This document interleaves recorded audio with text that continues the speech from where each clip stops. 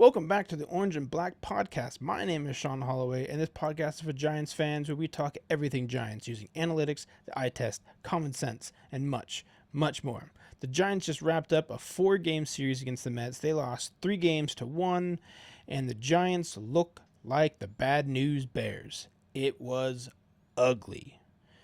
They are the worst team in the National League. They are even behind the Rockies.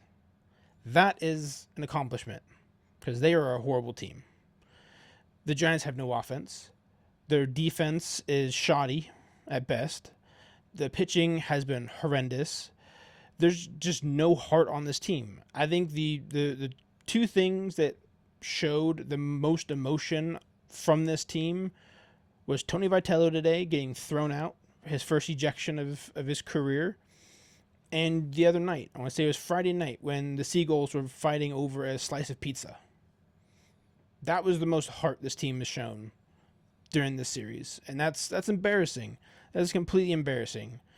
And there's an age-old adage of the only team that struggles to hit in Oracle Park is the Giants. You have other teams come in, like the Mets. They put up a ton of runs, a ton of hits. You know, the Yankees came in and just shut out the Giants and had a bunch of offense. It's year after year. The Dodgers come in, the Padres. It doesn't matter who. The Giants are the only team that struggle to hit at Oracle Park. And once again, the Giants couldn't hit at Oracle Park. And so far this season, the Giants are, I know I said this in my preview video, a season preview video, where I said the Giants were either, Dr. Jekyll or Mr. Hyde, right? They were that. This year, I think they're that on steroids. Because if you look at their wins, they look like a competent team. They only had, out of their they only have 3 wins, but of their 3 wins, only one of them was a close game, and it's only close because Ryan Walker gave up a 2-run home run in the 9th inning. The Giants controlled that entire game until that point. But the other 2 wins were blowout wins. Wasn't even close. But all of their losses have been blowouts. Right? They got blown out on opening night against the Yankees. They got shut out in game 2. They had 1 hit in game 3 against the Yankees. Right? The last game of against the Padres, the Giants looked like Barnum and Bailey out there, just making mistakes, couldn't play defense, couldn't hit, couldn't do anything. And then these last 3 games against the Mets, it's just non-existent baseball. Non-existent. So, here we are. They're 3 and 7 now? Yeah, 3 and 7. 10 games in, 3 and 7. And they're in last place. It's sad. It's embarrassing. The stars for the Giants, the guys making the big bucks, Rafi Devers, Willie Adames, Matt Chapman, Jung-Hoo Lee, none of them have shown up. They're just striking out. They're popping out weak ground balls. They are the second highest, or I think they are the highest right now with their ground ball rate at 49.8% ground balls. That's horrible. You're not going to win games by hitting nothing but ground balls. That's sad. It's sad. It really is. There's no leadership in this dugout. Right? And then once this team faces some sort of adversity, they just crumble. Right now, how it felt at large stretches of last season, where if the opposing team scored 1, 2, 3 runs, it felt like it was climbing Mount Everest. Like there is no chance they're going to come back and score enough to win. Again, today, they scored 2 runs on 5 hits. 2 runs.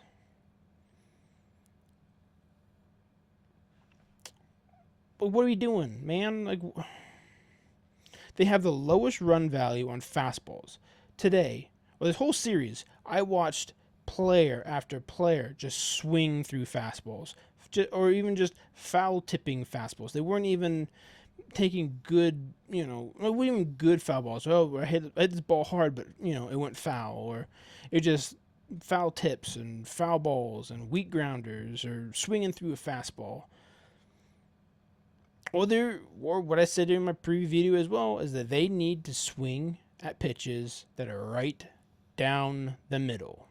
I saw Luis Ariz do it. I saw Jung-Hoo Lee do it. I saw Matt Chapman do it. The only one I think the only player I did not see that didn't swing through a pitch right down the middle was Rafi Devers, because he swings at basically everything. Him and Willie Adames swing at everything. But you're getting a fastball right, literally middle. Why are you not swinging at that? Why are you not swinging at that? That's put on a tee. That is your pitch. That is exactly where you want. That ball should be hit hard somewhere. Instead, they just watched it. And it's frustrating because it's the same issues they had last year. Weak contact, not swinging at pitches down the middle. They're resurfacing. It's the same thing, different day. It's wildly frustrating. It is wildly frustrating. This team has looked lifeless to start the season. I know there are people who say, oh, it's early, it's April, oh, it's only 10 games in, yada, yada, yada. That same old stuff. But to me, that means nothing. You're justifying this, slow start. Well, this year, April and beginning of May is the most important part of the season for the Giants. They play basically nothing but playoff teams for a month and a half straight. And the only playoff team that they play that is not in the National League was the Yankees. That was it. All of these other teams playoff teams they face are all in the National League, all fighting for a playoff spot. Right? They just finished a series with the Mets. Before that, with the Padres, you're going to face Padres, many more times in the season. But still, they're playing the Padres. Those games matter, right? They're in your division. Those games matter. They're about to play a series against the Phillies. Those games matter, right? They're going to play the Dodgers. They're going to play the Padres again, right? A lot of these teams that they're playing, these playoff teams that they're playing, they're going to be fighting against for a playoff spot, right? So in the East, you're going to have the Braves, the Mets, and the Phillies. All three of those teams are more than likely going to make the playoffs, right? Two of them are going to be the wild card. One's going to win the division. Well, these games against the Mets, they lost 3 of the 4, right? So they would have to sweep the remaining games against the Mets, the remaining 3 games, just so that they can, be even for a tiebreaker, or even have the tiebreaker. Just because the playoffs could come down to that tiebreaker scenario. Last year, the Giants finished the whole season series against the Reds last year, who made the playoffs.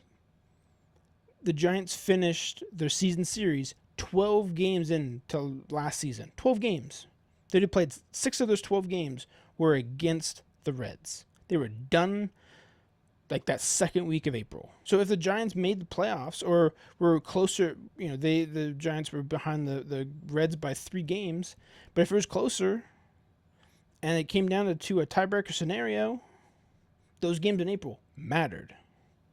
So these games here in April, they matter because you're playing nothing but playoff teams. It's a very brutal start to the season. Very brutal. Fortunately, once they get through this, by the time you get to mid-May, it'll be a lot easier from the rest of the way because strength of schedule is going to be in their favor at that point. But you just have to win those games. There's no guarantee in that. And at the end of the season, in September, these games in April could be the ones that decide if the Giants make the playoffs or not. That's the reality. That is the reality. And right now, the Giants look like the bad news bears. It's unfortunate. It is unfortunate. Right now, the Giants are 29th. So second to last place, 29th, in WRC plus. So weighted runs created plus at 66. League average is 100. That is league average. They're at 66. Only the Rockies are worse. That is where they are. That's bad.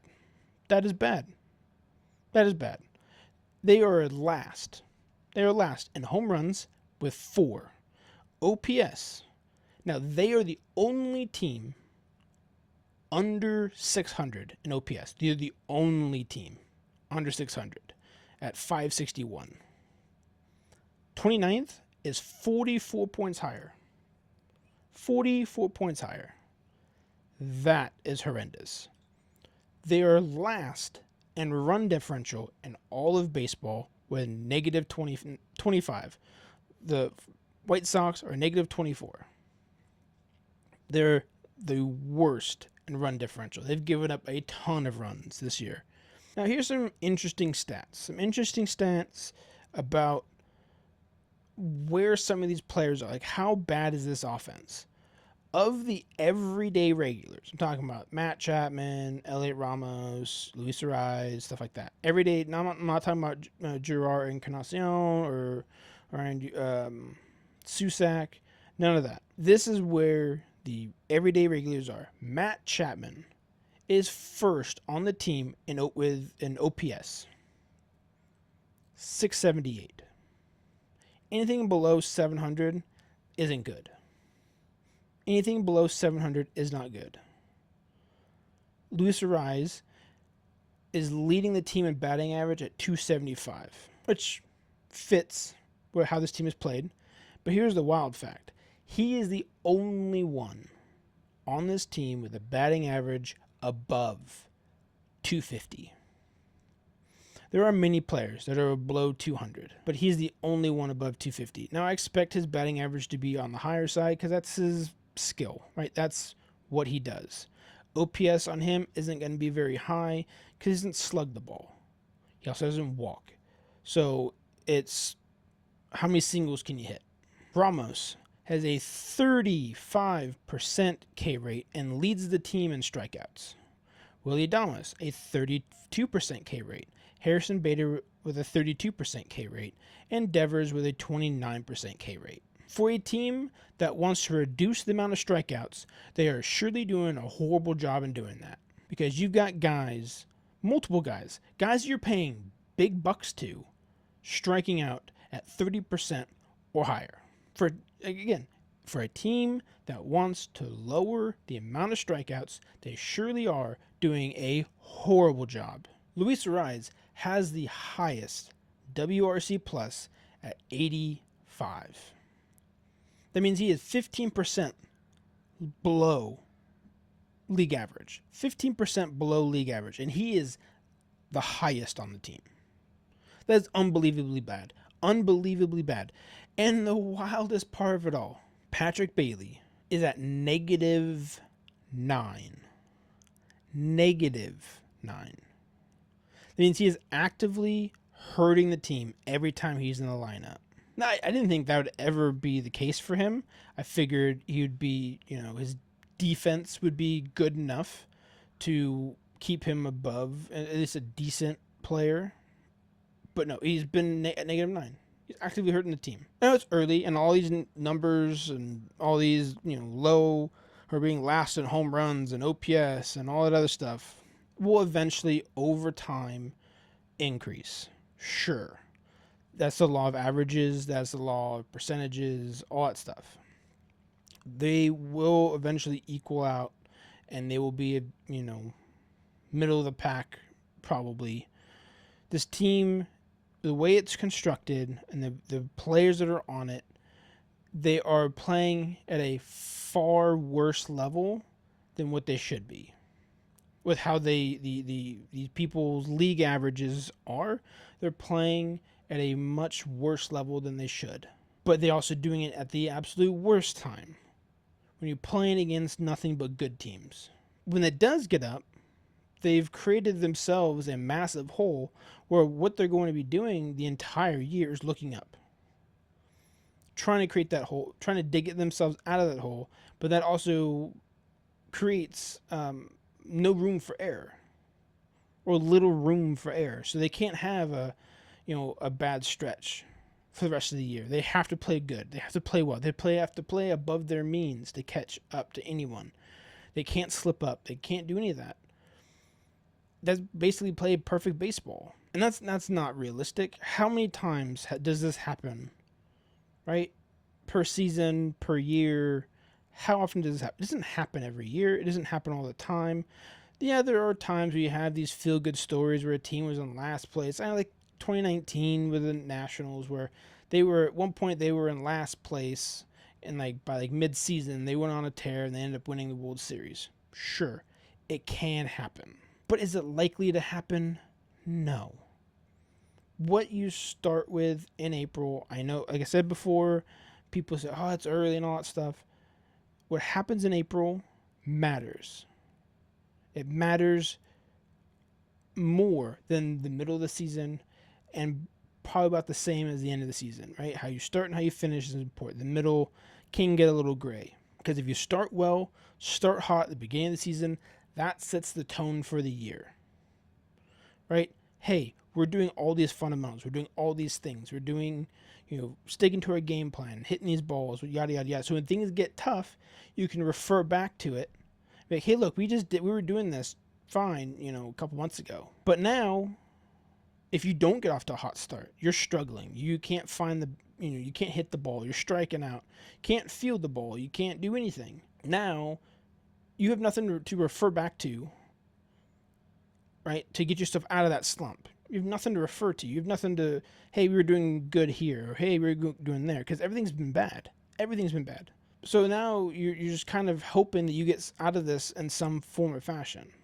I know there are people out there saying, hey, well, what about the way they haven't used their bench? Like, Susak came up and started his first game and went 3 for 3 and lit this whole crowd on fire and did all this stuff and it was great. Sure, switch him out with Bailey, but does it change anything?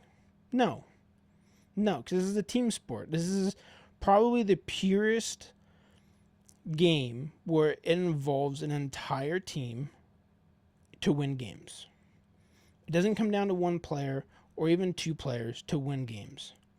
Right? Perfect example of that, the Angels, when they had Trout and Ohtani. How many championships did they win? How many playoff games did they play? None.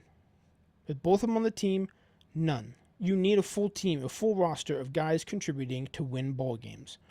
Andrew Susak cannot be out there and catch and pitch and field and take every single at bat. Can't do that. You need the rest of the guys to pull their weight. We need Willy Adames to start hitting. He won't start hitting though, and the thing that drives me crazy is he won't start hitting until probably June. So we got to deal with him and being trash until June. We need Devers to step up. We need Bader to step up. We need Lee to step up. We need everyone to step up. Someone to take control. Someone to be a leader. Someone to put fire under their butts to get going. This is embarrassing. Now, it's wild to me seeing that when they hired Vitello, that I figured that they would go out and sign guys and spend some money and do all that stuff. I covered all that in my preview video. But I figured they'd go and spend some money to give this guy the biggest and best chance to win. And they never did. They went out and got a second baseman when they didn't need a second baseman because they had plenty of options there. They went and got a Rise. Well, they settled on a Rise when they couldn't trade for Donovan or Horner. So they got a Rise. They needed a center fielder from Beta. I'm cool with that. But now you have this issue with first base to start the season because Devers got injured. And you're trying to turn him into a first baseman, which I'm sure he'll be fine at. Right? I'm sure he'll be fine given some time. He'll be fine. But we had that experiment with Schmidt and Encarnacion playing first base for the first 9 games of the season, where it was questionable. These errors led to runs being scored, which led to Giants losing games. So looking forward to the upcoming schedule, the Giants play the Phillies, play the Orioles, and then the Reds, and finish the road trip against the Nationals. There's a little bit of a lull there against the Orioles, who haven't been playing well. They've been playing better than the Giants, but they're still not playing well. And the Nationals, well, they just kind of got their, butts handed to them by against the Dodgers. But so there's a little bit of a lull right there, but anything can change. You never know. Especially with the Giants, because what version are we going to get? The version where they beat on a team, like the first 2 games against the Padres? Or are they going to be the team get beat on, like they have the most of this season? So hopefully the Giants can get their act together and start scoring some runs. It's go time. I know it's only 10 games. I know it's only early. But all these games in the month of April are very, very important because they could determine the tiebreaker or potential tiebreakers come the end of the year. The Giants have been largely disappointing. Hopefully they get their act together, get it going. They most likely will, but they are digging themselves a gigantic hole right now. And there just seems like there's no end in sight. I would expect the Phillies to sweep the Giants. I do. I don't think that the Giants could really stand a chance against them just because, well, the Giants aren't playing good fundamental baseball. It doesn't matter what it is. Every aspect of playing the game, the Giants have been one of the worst teams in baseball. So I don't expect them to stand a chance, but hey, you never know. This whole first 10 games was just to get all the ickiness, and now they're going to go on a 10-game winning streak or something and be the best team in baseball. Who knows? But I don't see how the Phillies don't sweep the Giants because every aspect has been terrible. But that, I'll leave it there. If you like this video and you want to see more, don't forget to hit the like button, subscribe, leave some comments. Tell me what you think about this team. Are you disappointed? Do you think I'm overreacting? Just let me know. I'll read it. I'll respond. All that. Thank you for supporting this video. All that stuff. And then I'll see you on the next one. Peace.